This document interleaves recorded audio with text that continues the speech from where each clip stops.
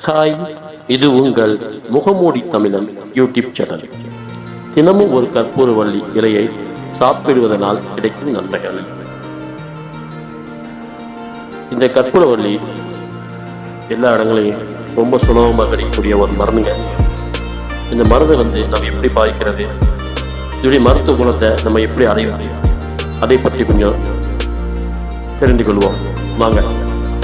கற்பூரவள்ளியின் மருத்துவ குணத்தால் நோய்களை குணப்படுத்த கை மருத்துவத்தின் அதிக பயன்படுத்தப்படுகிறது. கற்பூரவள்ளியினை பச்சையாக அல்லது உலர்ந்த வழியிலோ வைக்கலாம். இந்த குழந்தைகள் முதல் பெரியவர்கள் வரை நிறைய பேர் விரும்பி சாப்பிடும் ஒரு சங்கு உணவுடன் பீஸா. விடுமுறை நாட்கள் வந்தாலோ சமைக்காவிட்டாலோ பலரும் பீஸாவை ஆர்டர் செய்து அதிகம் சாப்பிடுகின்றனர். பீஸா மைதாவினால் செய்யப்படுகிறது. மட்டுமின்றி இதில் பல்வேறு பதப்படுத்தப்பட்ட உணவுப் பொருட்களும் சேர்க்கப்படுவதால் ஆரோக்கியமற்ற உணவுப் பொருட்களும் ஒன்றாக உள்ளது இந்த பீஸா. ஆனால் இந்த பீஸாவின் மீது சேர்த்து சாப்பிட கொடுக்கப்படும் பச்சை நிறத்தினால் ஒருவித நறுமண மிக்க இலைகள் என்னவென்று தெரியுமா? அதுதான் மருத்துவ குணம் அதிகம் கொண்ட உலர்ந்த கற்பூரவள்ளி இலைகள். இதன் மருத்துவ குணத்தால் நோய்களை குணப்படுத்த கை மருத்துவத்தின் அதிக பயன்படுத்தப்பட்டு வருகிறது. கற்பூரவள்ளி இலையை பச்சையாகவோ அல்லது உலர்ந்த வழியிலோ உட்கொள்ளலாம். இல்லாவிட்டால் கற்பூரவள்ளி எண்ணெயை கூட பயன்படுத்தலாம்.